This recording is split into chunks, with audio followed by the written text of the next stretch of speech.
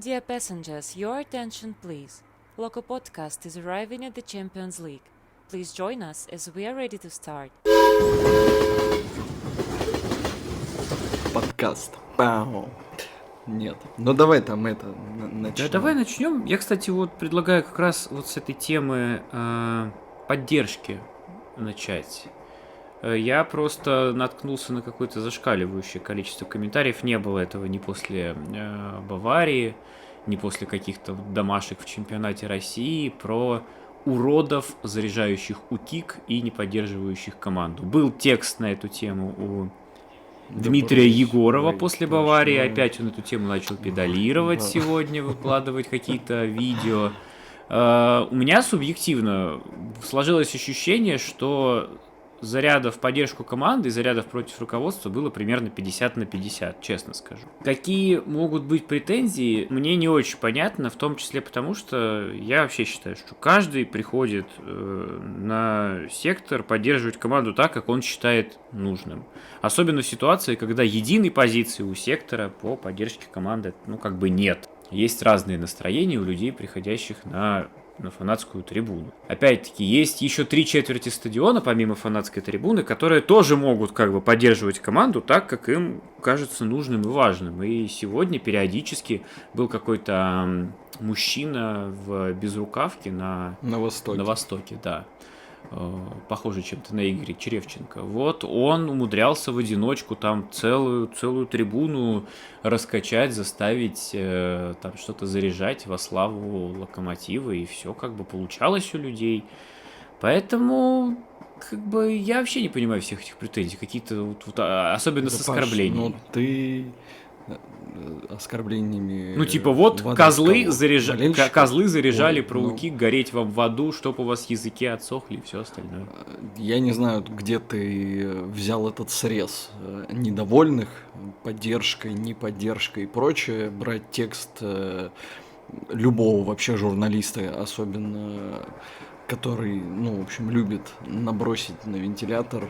Мне кажется, это довольно странно, и по нему ты сейчас тоже как Дмитрий Песков, который объясняет ситуацию с рублем. Типа, проблематики не существует, как там, волатильность растет, графики у нас красивые, серьезно, ты что же, давай не... Павел, не как Дмитрий Песков, могу вам сказать, что ситуация вся та же самая, ничего не изменилось. Есть позиция, например, United South, которой United South придерживается. Никто нет запрета на поддержку команды. И как ты правильно сказал, сегодня, не знаю, 50 на 50 было процентов. Что у нас дальше? Домашек может уже и не быть. Но неважно, на следующем каком-нибудь матче будет по-другому процентовка. Ничего не поменялось, вводные все те же. Поэтому... ничего не поменялось, но ситуация, знаешь, как меняется в сознании людей, то есть идет время и эмоции утихают, а тут парни бьются, их надо поддержать. Вопросов нет, так никто же не... Вот. Никто не осуждает, я про то же, бьются, что если вы считаете, что парни бьются и нуждаются в том, это. чтобы вы покричали им что-то ободряющее, так кричите ради бога. Вам же никто не затыкает, не прогоняет ниоткуда и не угрожает какой-то расправы. Даже если мы представим, во-первых, да, что сектор за воротами, то есть юг, это какой-то зона со своими правилами, допустим, хотя такого сейчас, насколько я понимаю, нету, никакого тоталитаризма, то есть еще 3/4 стадиона. Сегодня север был довольно сильно заполнен, и там можно вообще без всяких каких-то ограничений спокойно заниматься поддержкой команды. А это все ублюдки и козлы, я сейчас не про каких-то журналистов, я говорю тебе просто про какое-то мнение людей, которые то ли на стадионе сидели, то ли смотрели в трансляцию, и там прорывалось, возможно, чуть активнее протестные заряды, может быть. Я не знаю. Но я его просто до конца не понимаю. Кстати, тем временем, пока я все это произносил, Зальцбург забил Баварии, и счет стал 2-2.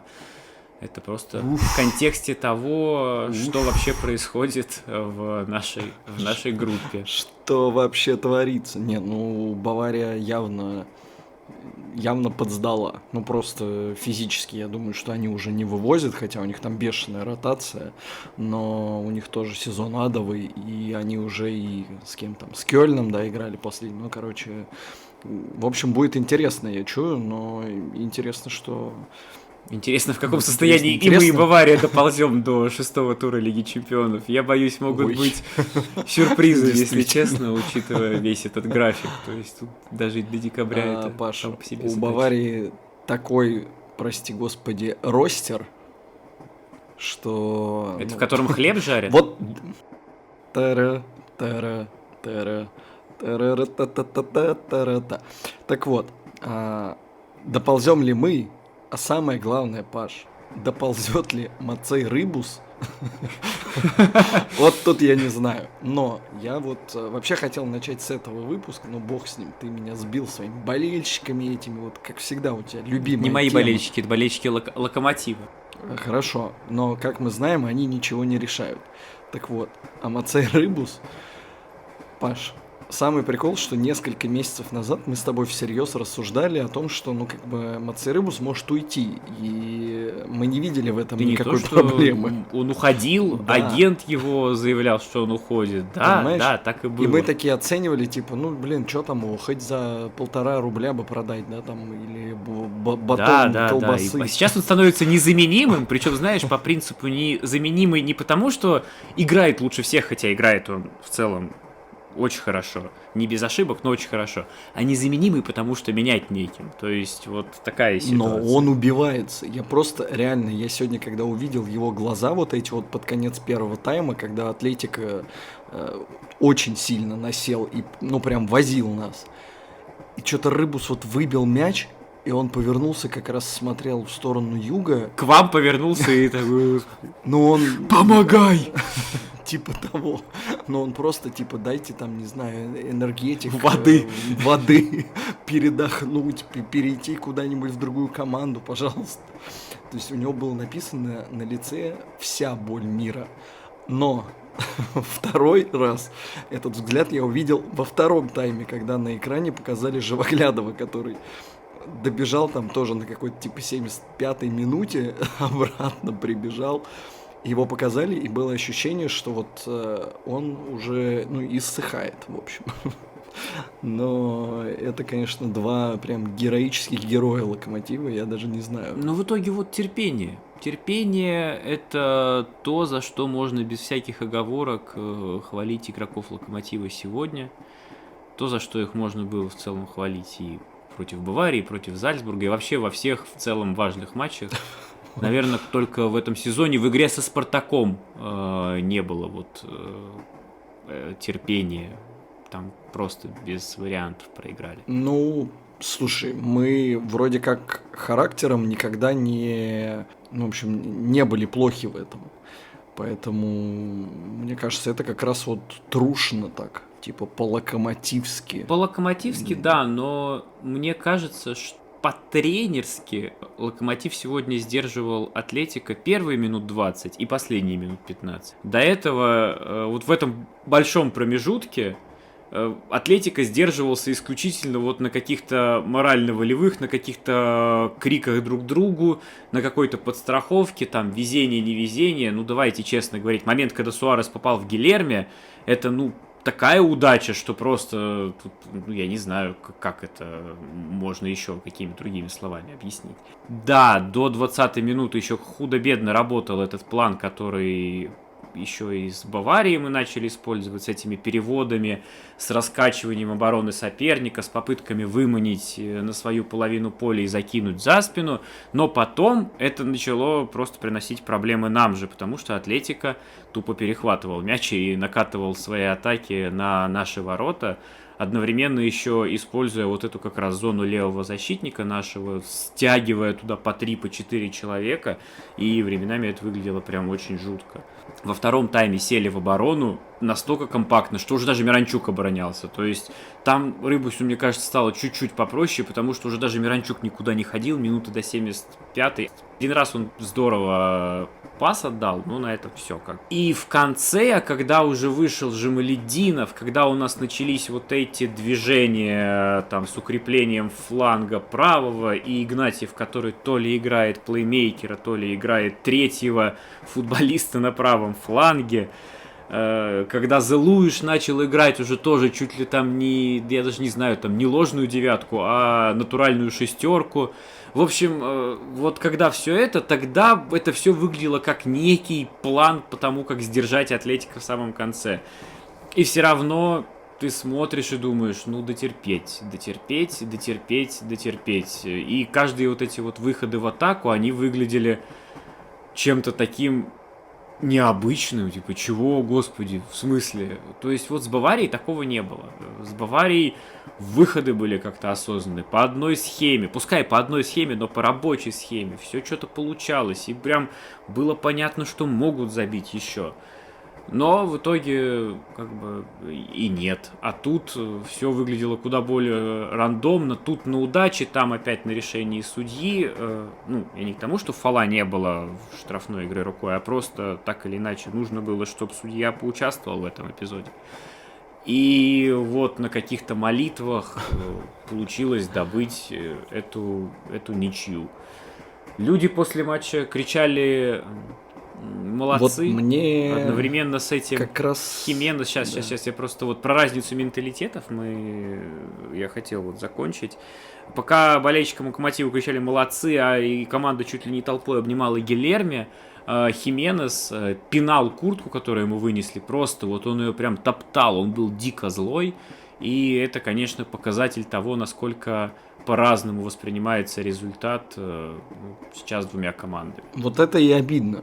Ну, я почему-то именно сегодня поймал себя на этом, что вот эта вот теория заниженных ожиданий, она сейчас с нами как раз играет, ну, наверное, с болельщиками, может быть, какую-то злую шутку, да, а футболистам она, наверное, помогает в какой-то степени, потому что ну, над ними не давлеет, что они условно должны, не знаю, выйти из группы. Им вообще никто этого не говорил.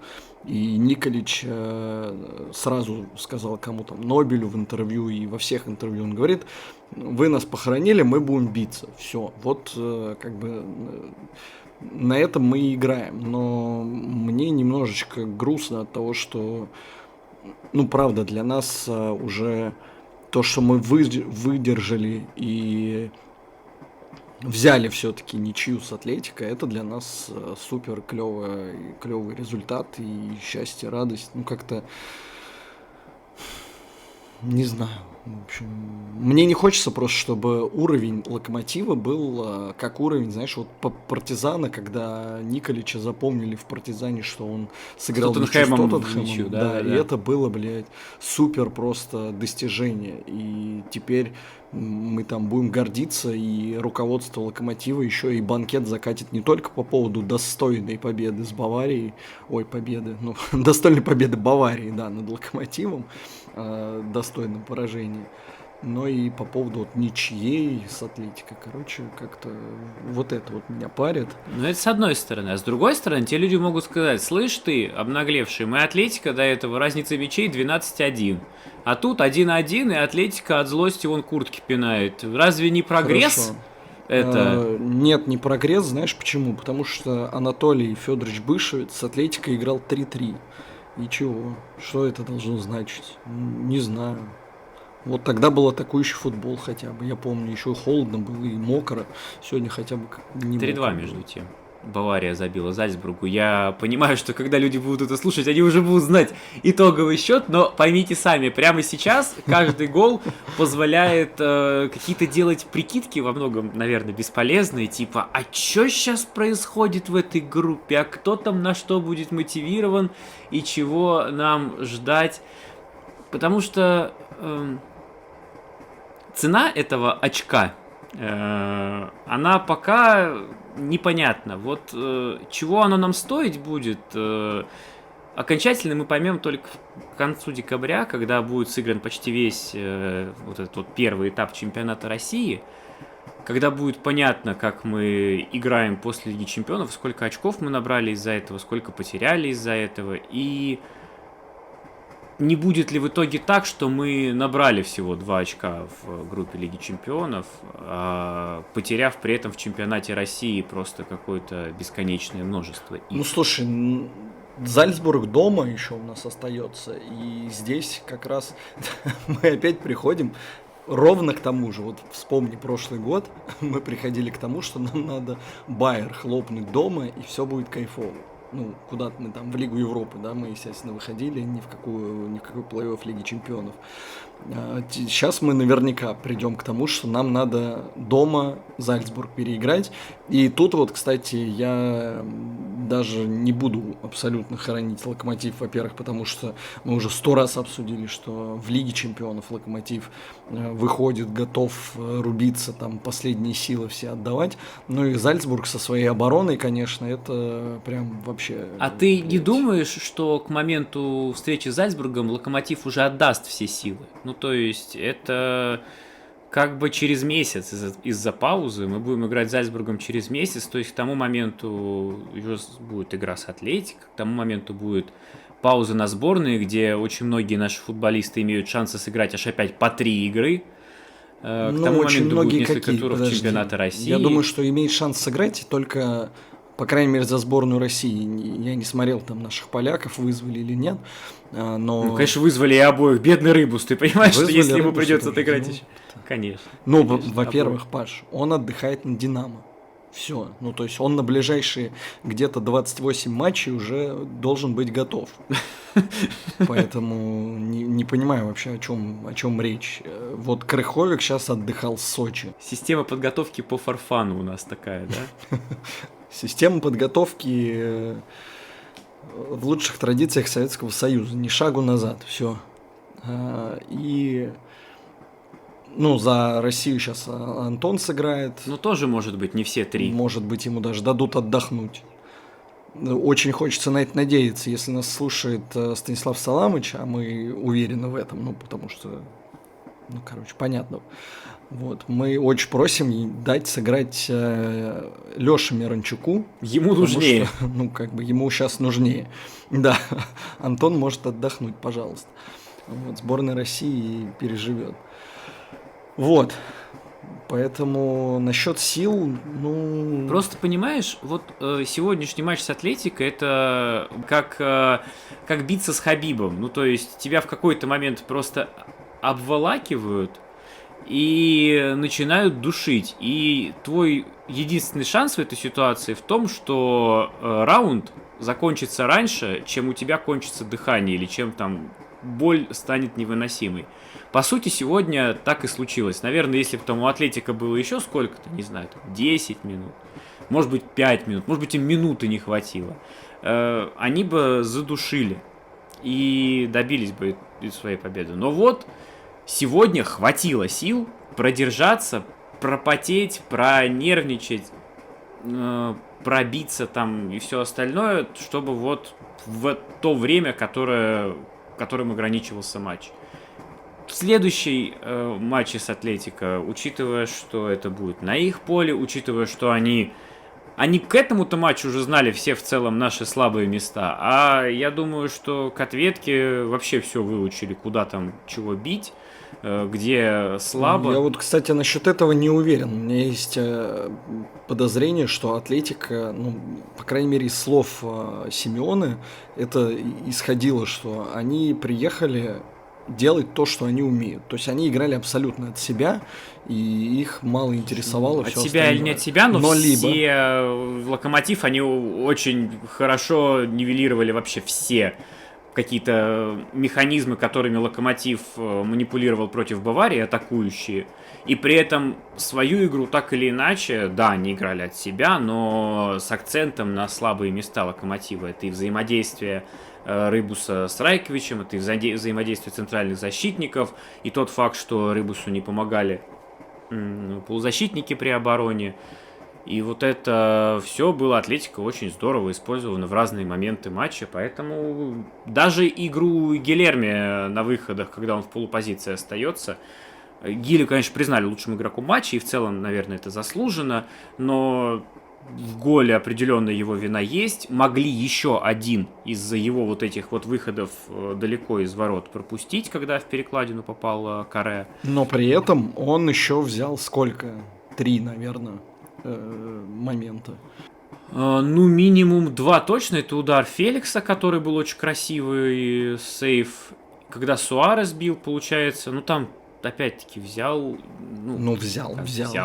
Мне все-таки кажется, попал в него Суарес. Когда он в упор форвард высокого. С угла он башкой бил. Да.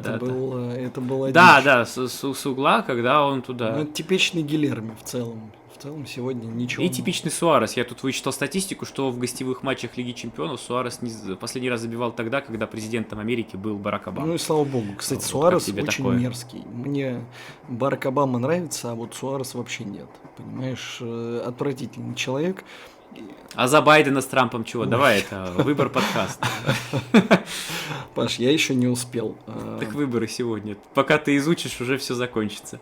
Ты хоть выучишь, что радоваться или огорчаться. Да, ты мне лучше скажи, каким образом Жуао Феликс, такой прекрасный молодой человек, умудрился сегодня перепрыгивать и Мурила, и самое страшное Райковича. При том, что Жуао Феликс, сколько у нас? 1,80 м. Ой, по поводу роста, ты видел, когда вышел Торрейра, вот этот прекрасный полузащитник из Арсенала, которого забрали? Господи, он такой маленький. Вопросов нет. Он просто на поле смотрелся, я даже не знаю, болбоем каким-то. Феликс на его фоне это гигант, и не только мысли, а и физический гигант. Просто у меня было ощущение, что Феликс очень мелкий, мужчина.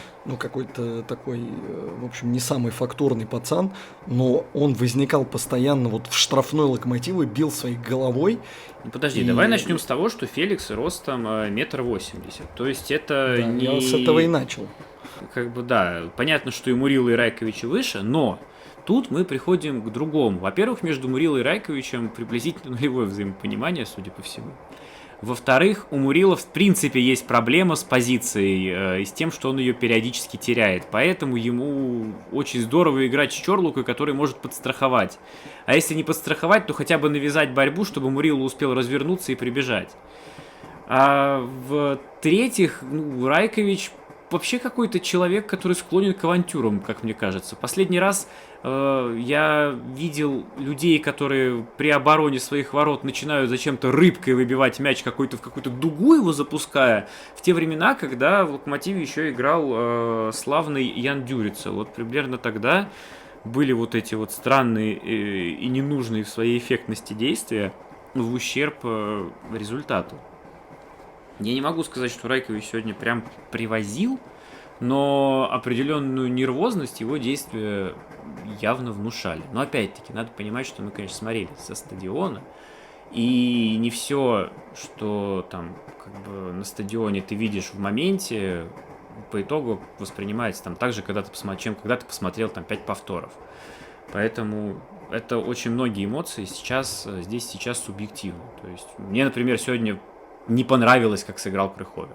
Вообще не понравилось. Причем не столько даже вот из-за каких-то ошибок и всего остального, а сколько из-за того, что он после каких-то очень странных передач и потерь мяча начинал просто орать на соперников. Если бы на соперников, он начинал орать на партнеров и требовать от них чего-то непонятного. Причем орать он начал буквально с первой минуты, когда он прям возле бровки на кого-то начал прям кричать, и я такой думаю, ни хрена себе заряженность у человека. А потом эта заряженность переросла моментами в какую-то истерику буквальную, когда он просто отдает какой-то пас поперек, мяч летит какой-то тоже дугой абсолютно неудобной.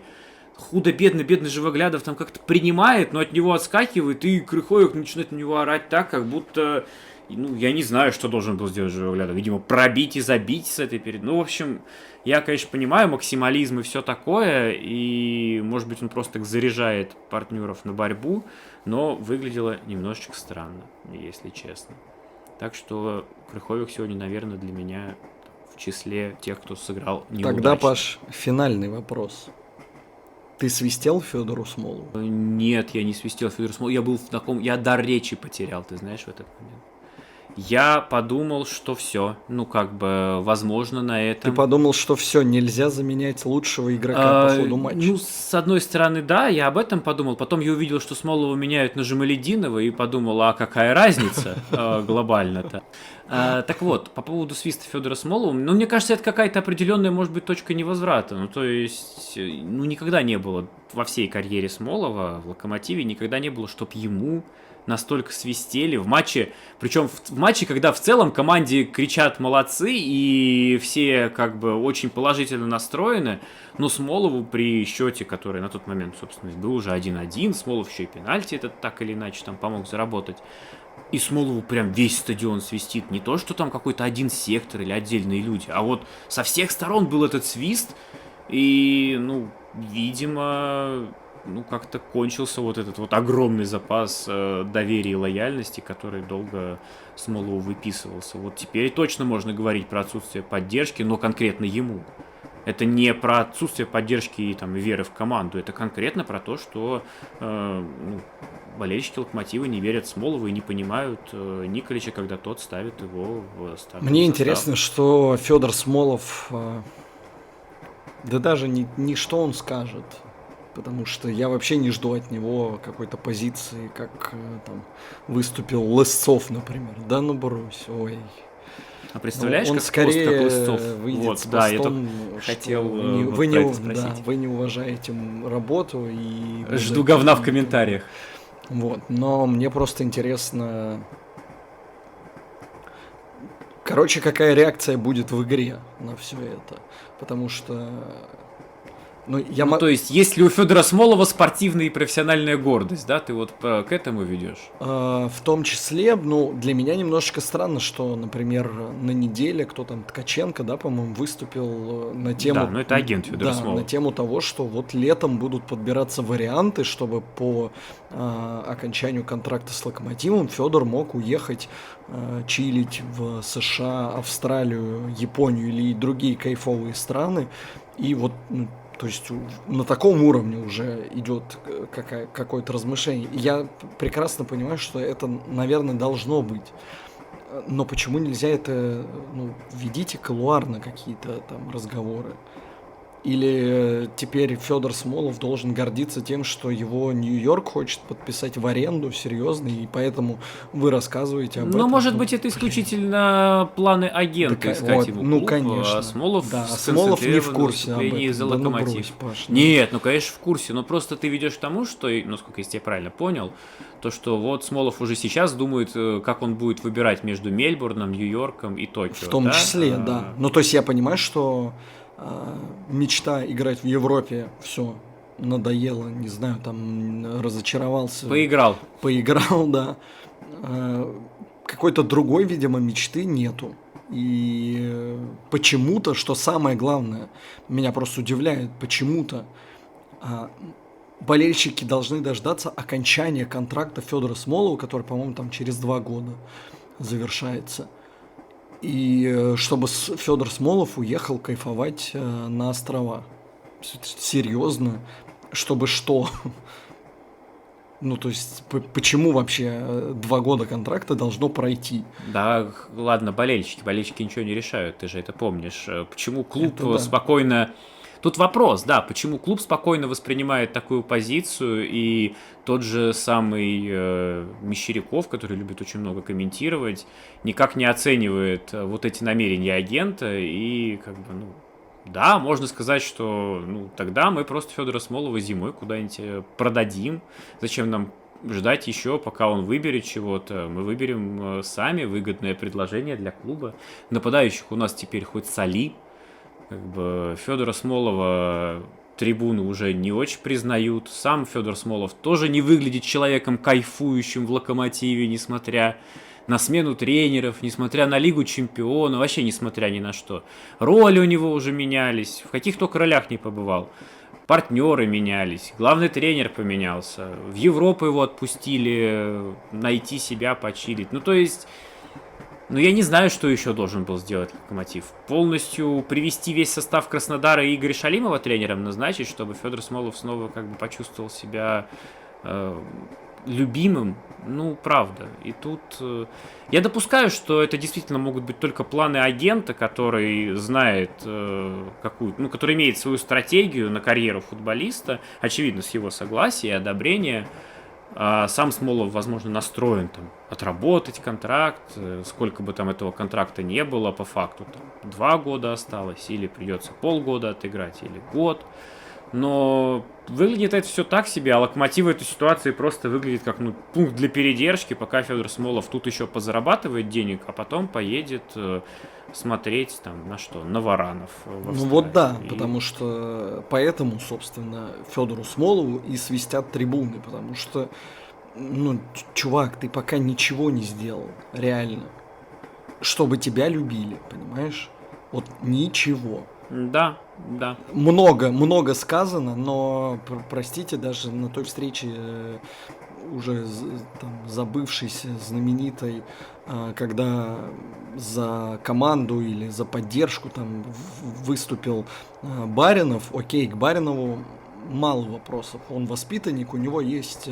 Да даже в отвязке от статуса воспитанника Баринов по каждому матчу, когда он выходит на поле, ты можешь сказать, что ты видел футболиста, которому не насрать, который бьется все время, пока он на поле, и который реально переживает за происходящее. Баринов ни разу не уходил с тем выражением лица, которое мы часто видим у Федора Смолова. Когда Федор выступает и говорит, что где поддержка-то, вы что мне свистите? Ты такой, я правда не понимаю, что за уникальность вообще? Откуда она взялась? Это, во-первых, а во-вторых, в принципе, Федор Смолов изначально приходил в Локомотив с посылом, что в Европу не получилось, но я у вас сейчас здесь поиграю, и меня в Европу заберут. То есть мы-то надеялись, хорошо, ты поиграешь, тебя заберут, но ты к этому времени что-то полезное для команды сделаешь. А так получается, что, какое-то количество там мячей забил, какое-то количество очков принес, но явно не на то, чтобы все ему прощать. И в ситуациях, когда выходят другие игроки на поле и выглядят ярче, выглядят более заинтересованными. И при этом, конечно, то, что болельщики кому-то свистят там своей команде, это не очень хорошая ситуация, безусловно. Такого, не должно быть в идеальном мире. Но интересно. Слушай, серьезно, у Смолова есть все шансы все это буквально обернуть, назад, просто написав сегодня любой пост или выступив через пресс-службу на официальном сайте, просто каких-нибудь там 3 предложения. С чем, понимаешь? Нет, Паш, с чем сказать, выступить? что я понимаю, что в последних матчах... Он не понимает. Он не понимает. Господи, причем, слушай, мы сейчас говорим про пиар-составляющую и создание мнения, да, а не про то, кто что понимает и не понимает. Но ты говоришь про пиар-составляющую конкретного человека. То есть, когда тебе Федор Смолов в видео с девочками из сборной России, когда они ему задают вопрос, он вставляет эту телегу, она у меня просто продолжает бомбить по ней, о том, что если ты критикуешь, что ты неполноценный и вообще и это человек, это пример все тебе пиар показывает. Неудачи, пример прямой пиар неудачи, есть... Я просто уверен, что он, не будет никакого поста. Короче, я надеюсь, что он просто ответит, как говорится в ТАСС, ответит игрой. А следующая игра у нас с кем, Павел? Вот такая подводка. С московским «Динамо». Да, который, я смотрю, после Шварца, когда он там пришел 2 матча, 3 назад. Очень официально он только прилетел, кстати. Вот только прилетел на Тамбов. Так что только сейчас увидим. Неплохо. Я смотрю, у них там активно молодые чуваки, появляются. Короче, ваш короткий прогноз, Павел. Мой короткий прогноз будет связан через мнение по комментариям Марка Николича. Ты знаешь, у меня появился, без иронии, у меня появился, нелюбимый жанр, но то, чего я жду, это комментарии Марка Николича после матча. Иногда меня некоторые вещи в них удивляют, но в целом мне нравится общая адекватность суждений и хода мыслей, которые есть у серба. Потому что вот сегодня он открыто сказал, с Баварией играли лучше, ни хрена не набрали. Сегодня играли хуже, набрали очко. Ну так бывает, футбол сумасшедшая игра. А дальше тоже открыто сказал, что футболисты не должны играть только в Лиге Чемпионов, а в чемпионате России вдруг забивать хер. Я надеюсь, что он это донесет и до футболистов тоже, и в свою очередь сам не будет предлагать пространные эксперименты, которые будут упрощать жизнь тренеру соперников. У нас есть проблема левого фланга в обороне, и мы либо увидим какое-то максимально простое ее решение, типа Игнатьева, либо что-то максимально интересное, не знаю, может быть, 3 центральных защитника и тот же Игнатьев, но в роли латераля. Или, может быть, действительно Жамалединова туда отправят обороняться. Как он сегодня Гильерми пас назад отдал, это после такого я б его, конечно, от ворот от своих держал максимально далеко. Какой защитник, вы чё? Но тем не менее. В общем, все остальное... Ну, я думаю, что с Динамо будут проблемы большие. Динамо молодая команда, Динамо очень подвижная команда, а у нас, как обычно, вопрос терпения и сил, потому что на каком-то статусе или на каких-то гениальных тактических решениях, как показывали все предыдущие матчи, мы выигрывать в чемпионате России пока не можем. Нет у нас суперплана для того, чтобы спокойно набирать очки в чемпионате России. Более того, у нас нет плана для того, чтобы их не терять. Вот, поэтому я думаю, что с Динамо, скорее всего, повторится история, которая уже была и с Ротором, и которая была с Сочи. Скорее даже сочинская история, потому что с Ротором там, ну, тупо не отработали. Ну, в смысле, думали о плане на Баварию, который не проходил с Ротором, но зато в итоге сработал с Баварией. А вот Сочи, там уже никакого плана ни на кого не было, судя по всему. Там просто соперник оказался лучше готов к нам, чем мы к сопернику. И, в общем, думаю, что будет схожая история со схожим результатом. Если нет, то буду удивлен и порадован. Надо отдохнуть, Павел. До Динамо осталось совсем чуть-чуть. Живоглядову надо отдохнуть. Пожалуйста. Ты говоришь, как будто все остальные готовы хоть сейчас выйти из Динамо. Я играть. теперь персонально переживаю за Рыбуса и Живоглядова. Рыбус удален и отдыхает, кайфует. Не знаю, сегодня, мне кажется, он просто в восторге. На последний, Живоглядову да, еще... понимал. Да. Еще придется сдерживать кого там, Лесового какого-нибудь, Шиманский и прочих. Да. Топчик. Игнатьев одновременно на 2 флангах точно не сыграет, поэтому Это Живоглядову, скорее всего, придется опять на последних силах. Но он в сборную зато не вызван, поэтому у него потом будет возможность Всё впереди. передохнуть. А подкаст, А хотел сказать, сзади. этот но- выпуск подкаста завершен. Вот это подводка, конечно. Это был Локо подкаст. Паша Пучков, Слава Пахин. Спасибо, что слушали. Пишите свои мнения по матчу против Атлетико и предстоящей игре против Динамо в комментариях. Давайте вместе спорить насчет того, кто же все-таки сыграет слева и заслуживает ли Смолов в очередной раз выйти в основном составе. Подписывайтесь на канал на YouTube, подписывайтесь на блог на sport.ru, читайте наш телеграм-канал, ставьте лайки в Инстаграме. Я, кстати, узнал, что очень важно, если вы ставите 5 в iTunes нашему подкасту и пишите там комментарии. Так что, если слушаете нас в iTunes прямо сейчас, поставьте, пожалуйста, 5. Все вроде выключено. Или что-то еще нужно. Останови уже этот выпуск, блядь. Все, всем спасибо, пока.